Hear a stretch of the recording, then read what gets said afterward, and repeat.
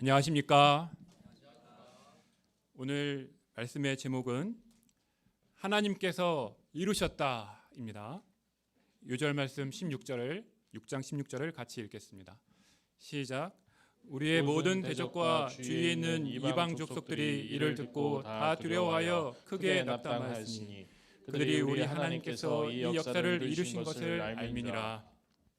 예루살렘 성벽 공사가 대적들의 조롱과 물리적 위협, 내분의 위기를 넘어 막바지에 이르게 되었습니다.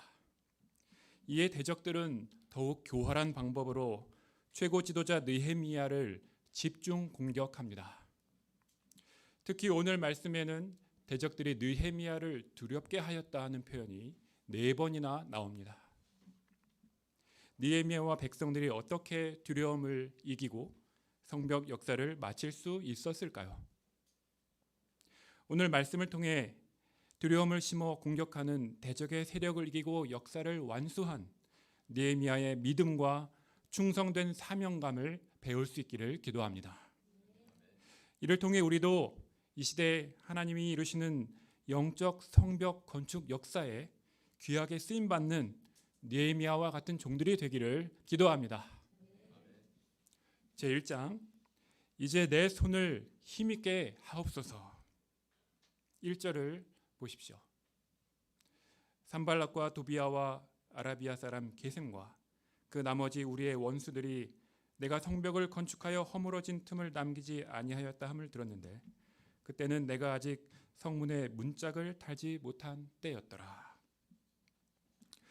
원수들이 성벽이 건축되어 허물어진 틈이 남지 않았음을 듣게 되었습니다. 그때는 아직 성문에 문짝을 달지 못한 때였습니다. 온갖 조롱과 위협이 무위로 돌아가고 예루살렘 성벽이 완공 직전에 이르자 산발랏 일당은 이것이 느헤미야 한 사람의 영적 지도력 때문이었음을 알고 그를 향한 집중 공격에 나섭니다. 2절을 보십시오. 산발랏과 게셈이 사람을 보내어 오라 우리가 오노 평지 한 촌에서 서로 만나자 하였습니다. 오노는 예루살렘과 사마리아 양 총독이 회담하기에 적절한 중립지대로 보이나 안전이 보장되지 않은 곳이었습니다. 느헤미야는 이것이 실상 자신을 해하고자 함임을 알았습니다. 그는 사자들을 보내어 말하였습니다. 3절을 다 같이 읽어보겠습니다. 시작. 내가 그들에게 사자들을 보내어 이르기를 내가 이제 큰 역사를 하니 내려가지 못하겠노라. 어찌하여 역사를 중지하게 하고 너희에게로 내려가겠느냐 하며 느헤미야는 내려가지 못하겠노라 단호히 거절하였습니다. 이에 그들이 4번이나 이같이 사람을 보내었지만 그는 꼭같이 거절하였습니다. 오노에서 만나자. No. 오노에서 만나자니까. Oh no. 공식 회담 제의를 아무 이유 없이 거절하는 것은 상대를 무시하는 것으로 오해받을 수 있습니다. 그러나 느헤미야에게는 마지막까지 거절할 수 있는 분명한 명분과 이유가 있었습니다. 그는 성벽 건축을 큰 역사, a great work라고 합니다. 하나님이 맡겨주신 이 큰 역사는 어떤 이유로도 중단할 수 없었습니다. 그가 주의 일을 최우선으로 절대적으로 감당하고자 했을 때 자신을 해하려 하는 그들의 불의하고도 집요한 공격에도 끝까지 중심을 지킬 수 있었습니다. 5절을 보십시오. 산발랏이 5번째에는 그 종자의 손에 봉하지 않은 편지를 들려보냈습니다. 이 편지에는 봉하고 인장을 쳐서 1급 비밀로 다룰 내용이 담겨 있음에도 그것을 봉하지 않은 것은 그 내용이 알려지게 하겠다는 협박이었습니다. 이 편지의 내용은 이와 같습니다. 그 글에 이르기를 이방 중에도 소문이 있고 가스무도 말하기를 너와 유다 사람들이 모반하려 하여 성벽을 건축한다 하나니 내가 그 말과 같이 왕이 되려 하는도다. 또 내가 선지자를 세워 예루살렘에서 너를 들어 선전하기를 유다에 왕이 있다 하게 하였으니 지금 이 말이 왕에게 들릴지라. 그런즉 너는 이제 오라 함께 의논하자 하였기로. 이는 느헤미야를 위해 주는 것 같지만 가짜 뉴스를 퍼뜨려 그를 반역자로 몰아 자기들을 직접 만나 해명하지 않으면 안 되게끔 하려는 그들의 외통수였습니다. 과거 대적들의 공작으로 아닥사스다 왕이 성벽 건축 중단 명령을 내렸고 대적들이 성벽을 무너뜨리고 성문을 불태운 일이 있었으므로 이번에도 성벽 건축이 실패할까 하는 두려움이 생길 수 있습니다. 더욱이 느헤미야는 페르시아 왕의 신임받는 술관원이며 예루살렘에 올 때 전폭적인 지원을 받았으므로 이 말이 왕의 귀에 들어가는 것 자체가 큰 부담이 될 일이었습니다.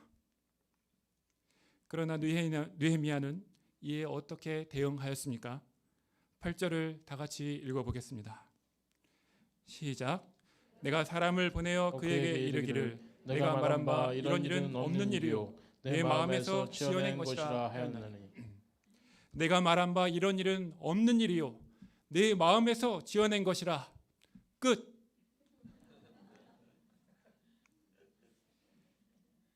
느헤미야는 이것이 없는 일을 지어 자신을 모함하려 하는 산발랏의 악한 의도임을 통보하고 아무런 변명도 하지 않았습니다. 그는 하나님을 경외함으로 선한 양심에 따라 이 일에 헌신하고 있으므로 하나님이 이 일의 증인이 되어 주실 것을 믿었습니다. 크시고 두려우신 여호와 하나님을 믿었으므로 왕의 오해를 두려워하지 않았습니다. 9절을 보십시오. 함께 읽어보겠습니다. 시작. 이는 그들이 다 우리를 두렵게 하고자 하여 말하기를 그들의 손이 피곤하여 역사를 중지하고 이루지 못하리라 함이라. 이제 내 손을 힘있게 하옵소서 하였노라. 느헤미야는 산발랏이 자신과 백성들을 두렵게 하여 손에 힘을 잃고 역사를 중지하게 하려는 악한 계획을 알고 더욱 하나님을 의지하였습니다. 그는 이제 내 손을 힘있게 하옵소서 간절히 기도하였습니다. 그는 적들이 쏘아대는 두려움의 화살을 기도로 물리치고 양손에 힘을 얻어 역사를 중단하지 않았습니다. 그는 타협하거나 사람들을 의지하지 않고 오직 하나님의 권능의 손, 강한 손을 의지하여 하나님께 기도했습니다. 사실 이런 현실에 부딪히면 두려움 가운데 힘을 잃고 손을 놓기 쉽습니다. 그러나 느헤미야는 연약한 가운데서 내 손을 힘있게 해달라고 간절히 하나님을 의지하여 역사를 섬겼습니다. 느헤미야가 밖으로 나오지 않자 이제는 대적들이 내부인을 통해서 공격하였습니다. 10절을 보십시오. 느헤미야가 주위를 살펴보니 스마야가 두문불출한 것을 알게 되었습니다. 말씀 공부도 안 나오고 예배도 온라인으로 드리겠다고 하며 집에만 콕 박혀 있었습니다. 느헤미야가 스마야의 행동에 이상함을 느끼고 그를 신방하였더니 스마야가 말했습니다. 그들이 너를 죽이러 올 터이니 우리가 하나님의 전으로 가서 외소 안에 머물고 그 문을 닫자. 저들이 반드시 밤에 와서 너를 죽이리라. 이 제사장이자 선지자인 그가 그들이 너를 죽이러 온다. 반드시 와서 너를 죽이리라. 이렇게 말하면 믿을 수밖에 없을 것입니다. 제사장만 들어갈 수 있는 외소 안에 머물고 문을 닫으면 안전할 것이므로 그의 말에 솔깃하지 않을 수 없습니다. 그러나 느헤미야는 말했습니다. 11절을 읽어보겠습니다. 시작. 내가 이르기를 나 같은 자가 어찌 도망하며 나 같은 몸이면 누가 외소에 들어가서 생명을 보존하겠느냐. 나는 들어가지 않겠노라 하고. 그는 민족의 지도자, 성벽 공사의 책임자인 내가 도망하면 어느 누가 이 위험을 무릅쓰고 성벽 공사를 계속하겠는가? 제사장도 아닌 몸이 어찌 하나님의 전을 더럽히고 율법을 어기면서까지 생명을 보존하겠는가 하며 나는 들어가지 않겠노라 단호히 대답하였습니다. 12절을 보십시오. 같이 읽어보겠습니다. 시작. 깨달은즉 그는 하나님께서 보내신 바가 아니라 도비아와 산발라색의 뇌물을 받고 내게 이런 예언을 함이라. 느헤미야는 스마야가 하나님께서 보내신 것이 아니라 도비아와 산발라색의 뇌물을 받고 이런 예언을 한 것임을 깨달았습니다. 그들은 느헤미야를 두렵게 하여 그가 목숨을 구하기 위해 율법을 범하도록 미혹하며 영육간에 그의 생명을 위협하였습니다. 이로써 느헤미야를 비방 속에 가두어 꼼짝 못하게 하려고 한 것이었습니다. 또한 도비아와 산발랏과 여선지 노아디아와 그 남은 선지자들까지 모두 한 통속이 되어 그를 두렵게 하고자 하였습니다. 자신과 가까운 선지자들에게까지 적의 손이 미치고 있다는 것을 알게 된 느헤미야의 심정이 어떠했을까요? 자신이 걷는 길이 한 발만 잘못 디뎌도 절벽으로 떨어져 버릴 음침한 사망의 골짜기였다는 사실에 두려워 몸서리가 쳐졌을 것입니다. 이때 느헤미야는 끈질긴 대적들의 공격을 어떻게 물리쳤습니까? 첫째로 대적들의 의도를 잘 분별하였습니다. 대적들의 의도는 성벽 공사를 중지시키는 것이며 두려움이 그들의 공격 무기임을 알았습니다. 느헤미야가 적들의 의도를 파악하고 벗어날 수 있었던 것은 하나님의 역사에 대한 충성된 사명감과 하나님께 대한 경외심이 있었기 때문입니다. 느헤미야는 하나님의 역사가 잠시도 중단되지 않도록 또 어떤 경우에도 하나님의 계명을 어기지 않고자 투쟁하였습니다. 그가 하나님 한 분을 두려워하고 의지하였을 때 하나님은 때마다 대적의 악한 의도를 분별하게 도우셨습니다. 그들의 계획과 의도는 간교한 것이었으나 하나님은 때마다 그것이 대적이 만드는 덫임을 깨닫게 하시고 절대로 타협지 않고 분명한 태도로 물리치게 하셨습니다. 둘째로 하나님께 기도하였습니다. 느헤미야는 두려움이 들고 손에 힘이 빠질 때마다 하나님께 나아가 기도함으로 다시 힘을 얻었습니다.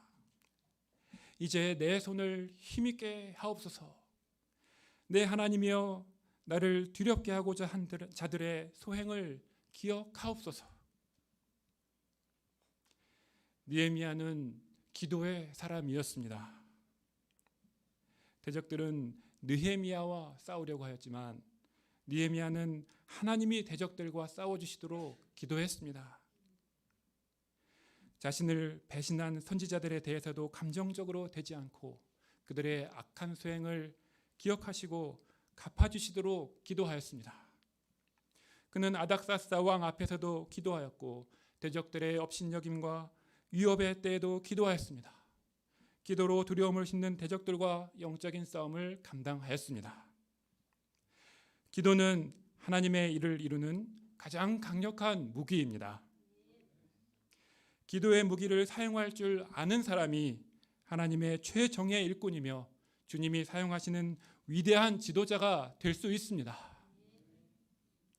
그러므로 하나님의 일을 하는 자는 무엇보다 먼저 기도해야 합니다. 자기 경험이나 사람들의 의견보다 먼저 하나님의 뜻을 알고 순종하고자 기도해야 합니다. 우리가 기도를 할 때, 기도로 하나님을 의지할 때 두려움을 씹는 대적들의 공격을 간단히 물리치고 끝까지 포기하지 않고 성벽 건축 역사를 완성케 하실 것입니다. 우리가 하나님의 캠퍼스 개척 역사를 섬기고자 할 때도 사탄의 공격은 끊임이 없습니다. 말씀 전파가 중단되도록 방해하고 두려움을 심습니다. 이럴 때는 당연히 조용히 있으면서 때를 기다리고 쉬어야 한다는 생각이 듭니다. 그러나 느헤미야는 하나님의 크신 역사를 중단하지 않고자 대적의 방해 세력에 말려들지 않고 사명감과 기도로 전진해 나갔습니다. 우리가 이런 느헤미야의 믿음을 배워서 말세의 때에 하나님의 복음 전파자요 캠퍼스 목자들로 헌신할 수 있기를 기도합니다. 15절을 보십시오. 성벽 역사가 52일 만인 엘루럴 25일에 끝났습니다. 허물어진 성벽과 불탄 성문으로 황폐하던 예루살렘 성벽이 완전히 메워져 우뚝 섰습니다. 이는 바벨론의 느부갓네살에 의해 파괴된 지 150여 년 만이었습니다. 이로써 하나님의 징계로 폐허가 된 절망의 상징 예루살렘이 제사장 나라 거룩한 백성으로 뜻드신 하나님의 소망을 바라보는 회복의 상징이 되었습니다. 이 소식을 들은 대적들의 반응이 어떠했습니까? 16절을 다 같이 읽어보겠습니다. 시작. 우리의 모든 대적과 주위에 있는 이방 족속들이 이를 듣고 다 두려워 크게 낙담하였으니 그들이 우리 하나님께서 이 역사를 이루신 것을 알미니라. 그들이 이를 듣고 다 두려워하여 크게 낙담하게 되었습니다. 사실 대적들의 방해와 위협을 받은 유다 백성들이 두려워하고 낙담했어야 하는데 믿음으로 두려움을 물리치고 끝까지 성벽 공사를 완수하자 오히려 대적들이 하나님의 역사를 보고 두려워하게 되었습니다. 이는 느헤미야의 기도를 들으신 하나님의 역사였습니다. 하나님이 대적들과 싸워주심으로 친히 이 역사를 이루셨습니다. 대적들이 놀란 것은 단순히 공사가 빨리 진행되었기 때문만이 아닙니다. 그들이 우리 하나님께서 이 역사를 이루신 것을 알미니라. 그들은 유다 사람들을 비웃었고 전쟁의 위기를 조장했고 지도자 느헤미야를 공격했습니다. 그들 자신이 이 역사를 어떻게 얼마나 방해했는지 스스로 잘 알고 있었습니다. 또 예루살렘 거민들은 흉년과 가난으로 어려운 여건이었습니다. 그런데도 52일 만에 성벽 건축이 끝났다는 것은 하나님이 이 역사를 이루신 것임을 인정하지 않을 수 없게 하는 것입니다. 게다가 성벽 건축이 진행되는 동안 어떤 일이 있었습니까? 17절을 보십시오. 그때 유다의 귀족들과 도비야 사이에 여러 번의 편지가 오갔습니다. 대적과 내통하는 유다의 귀족들을 통해 느헤미야와 성벽 건축에 대한 정보가 건네졌습니다. 도비야는 1차 포로기한으로 돌아온 아라의 아들 스가냐의 사위가 되었고 그의 아들 여호하난도 베레기야의 아들 무술람의 딸을 아내로 맞이하였습니다. 무술람은 성벽 건축자 명단에 2번이나 기록될 만큼 적극적으로 느헤미야를 도와 성벽 건축에 참여한 사람이었습니다. 이렇게 느헤미야를 지원하면서 한편으론 사돈인 도비야를 지원하며 양다리를 걸치고 있었습니다. 이렇듯 도비야는 아내와 며느리를 유다인으로 얻음으로써 유다에서 그와 동맹한 자가 많아졌습니다. 그가 머리를 써서 간교한 사람들을 자기 편으로 만들어 하나님의 역사를 대적하였습니다. 제사장, 선지자 등 지도층이 그의 실수에 넘어갔습니다. 그들은 느헤미야에게 도비야의 선행을 말하여 미화시키고 느헤미야가 한 말은 도비야에게 전해 주었습니다. 도비야는 느헤미야의 동태를 훤히 들여다보고 두렵게 할 수 있었습니다. 이것을 보면 느헤미야는 성벽을 건축하는 동안 사방에 깔린 적들과 최전선에서 끊임없이 영적 싸움을 했던 것이었습니다. 느헤미야는 다양한 모습으로 집요하게 공격해오는 대적의 세력에 무너질 수밖에 없었습니다. 이런 가운데 성벽 역사를 마쳤다는 것은 오직 하나님이 이루신 역사임을 명백하게 보여주고 있습니다. 성벽 건축은 느헤미야의 지도력과 백성들의 합심 동역이 필요했지만 무엇보다 하나님이 도우심으로 이루어진 일이었습니다. 성벽 건축을 통해 느헤미야가 붙들고 의지했던 크고 두려우신 하나님이 드러났습니다. 하나님께서 이 일을 이루셨습니다. 우리도 하나님의 역사를 섬길 때 많은 어려움이 있지만 하나님은 이런 가운데서도 성경 역사가 완성되도록 친히 역사하고 계심을 믿어야 하겠습니다. 하나님의 역사는 원수 세력 때문에 무너지는 것이 아닙니다. 우리에게 믿음만 있으면 능히 대적을 이기고 승리케 하시며 성벽 건축을 완성케 하심을 믿어야 하겠습니다.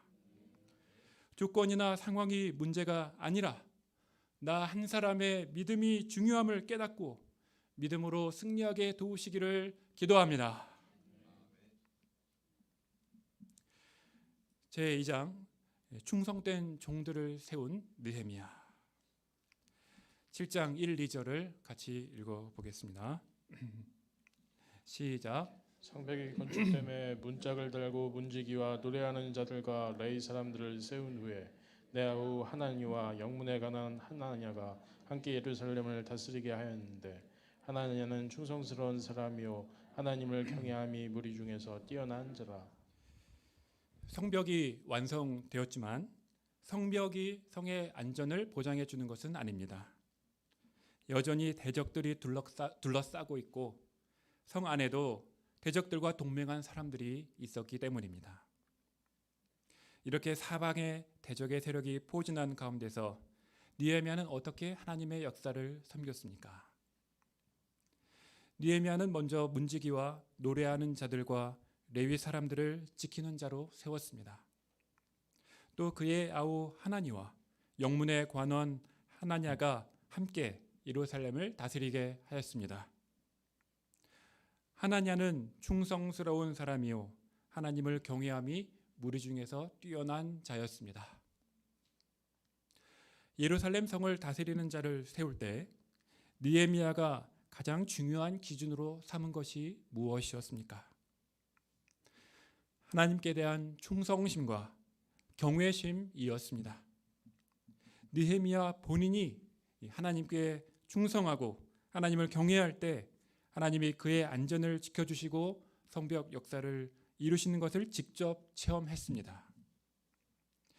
하나님께서 쓰시는 종은 능력이 뛰어나거나 인간관계가 폭넓은 사람이 아니라 충성되고 하나님께 대한 경외심을 가진 사람입니다. 하나님은 그런 사람을 통해 일하십니다. 느헤미야는 구체적으로 해가 높이 뜨기 전에는 예루살렘 성문을 열지 말라고 했습니다. 이는 어스름한 틈을 타서 대적들이 침입해 올 것을 대비한 것입니다. 해가 떠서 명확히 분별할 수 있을 때까지 성문을 열지 않도록 했습니다. 문지기들이 파수하는 동안에는 문을 닫고 빗장을 지르라고 했습니다. 또 예루살렘 주민이 각각 자기가 지키는 곳에서 파수하되 자기 집 맞은편을 지키게 하라 하였습니다. 성벽을 지을 때 각자가 맡은 부분을 중수한 것처럼 자기가 있는 자리를 잘 지키도록 했습니다. 느헤미야는 대적들의 방해를 예상하고 철저하게 준비시켰습니다.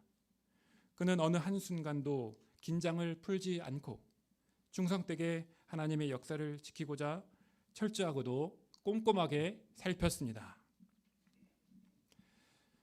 성벽은 완성되었으나 한 가지 문제가 남아 있었습니다.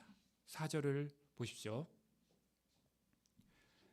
성은 크고 넓었지만 거기에 사는 사람이 얼마 되지 않았습니다. 아직 집들도 지어지지 않았습니다. 느헤미야가 어떻게 예루살렘 성에 다시 사람들이 살게 할 수 있을까 고민하고 있을 때 하나님이 그의 마음을 감동하셔서 인구 조사를 하도록 하셨습니다. 이때 느헤미야가 바벨론 포로에서 1차로 돌아온 사람들의 계보를 발견하게 되었습니다. 이는 우연이 아니라 하나님이 발견하게 하신 것입니다.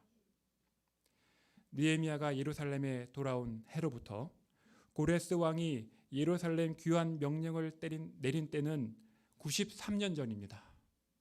하나님이 거의 100년 전의 문서를 지금 발견하게 하신 것입니다. 하나님이 이 계보를 발견하게 하신 데는 어떤 뜻이 있는 것일까요? 느헤미야와 백성들은 이 계보를 보면서 깊은 동질감을 느꼈을 것입니다. 하나님은 말씀을 이루시려고 페르시아 왕의 조서를 쓰셔서 1세대 조상들을 포로 생활에서 돌아오게 하셨습니다. 그들은 마음이 감동되어 자발적으로 예루살렘에 올라갔습니다. 황폐한 예루살렘에 돌아와 다시 시작하였고 정착하여 남은 자들이 되었습니다. 이제 성벽을 건축하고 예루살렘에서 새 삶을 시작하는 느헤미야 공동체도 남은 자가 되어 하나님 나라의 백성으로 살고자 하는 것이었습니다. 처음 돌아온 자들의 계보는 예루살렘에 정착하고자 하는 느헤미야와 백성들에게 하나님이 기뻐하시고 도와주실 것이라는 믿음과 큰 용기를 갖게 하였을 것입니다. 비록 고난이 있지만 1세대 조상들의 하나님께서 그들에게도 같은 은혜와 감동을 주실 것을 믿을 때 그 땅에 살 힘이 생겼을 것입니다. 성전이 준공되고 성벽이 완성된 후 이제는 예루살렘에 거주할 주인들이 세워져야 했습니다. 이때 이 계보가 조상들의 믿음을 본받으며 예루살렘의 터를 잡도록 도왔습니다. 이 모든 일에 하나님이 함께하사 놀랍고 위대한 역사를 이루어 주셨습니다. 하나님은 우리 1세대 조상들에게 캠퍼스를 사명의 땅으로 주시고 절대 복음 신앙으로 캠퍼스 제자 양성 역사를 이루게 하셨습니다. 하나님이 이 일을 기뻐하시고 부흥케 하셨습니다. 이제는 우리가 영적 예루살렘인 말씀과 부르심이 있는 캠퍼스 사명의 땅에 거하고자 할 때 하나님께서 동일한 은혜와 힘을 주실 것입니다. 저희가 맡겨주신 사명의 땅 캠퍼스를 지키며 하나님의 생명 구원 역사를 이루어 나갈 수 있기를 기도합니다. 올해 12월로 제 나이가 9수가 됩니다. 참고로 39은 아닙니다. 제가 조상들의 믿음을 계승하고 새 세대를 키워야 하는 귀한 사명을 맡은 세대인 것을 깨닫게 되었습니다. 1세대 조상들의 절대 복음 신앙을 지키기 위한 성벽을 세우고 새 세대가 영적 예루살렘에서 하나님의 백성으로 살 수 있도록 환경을 예비해야 하는 사명을 감당해야 합니다. 팀장이라고 하지만 시니어 목자님들을 방패 삼아 내 할 일 겨우 감당하는 정도에 불과했습니다.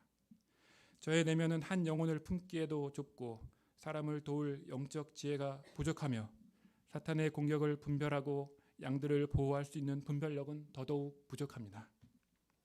이런 가운데 책임이 커질수록 두려움도 커졌습니다. 하나님께서는 1세대 귀한 자들의 계보를 발견한 느헤미야와 유다 백성들에게 하신 것처럼 제가 예루살렘에 거하며 1세대 조상들의 믿음을 배우고 계승하는 가운데 영적 사명에 충성해야 함을 가르쳐 주십니다. 이를 위해 하나님 한 분을 두려워하고 의지함으로 영적 싸움을 싸운 느헤미야의 자립신앙을 배워야 함을 깨닫습니다. 기도로 두려움을 물리치고 느헤미야의 충성심과 경외심을 배워 예루살렘 성벽을 중건하고 지키며 새 세대를 키우는 목자의 삶을 살기를 기도합니다. 하나님께서는 올해 토요 미팅 창세기 GBS와 금요 미팅으로 학생들이 성경 선생의 기초를 쌓게 하셨습니다. 창세기 말씀으로 인본주의, 물질주의의 공격이 있는 세상에서 창조신앙, 주권신앙의 영적 가치관을 쌓아가고 있습니다.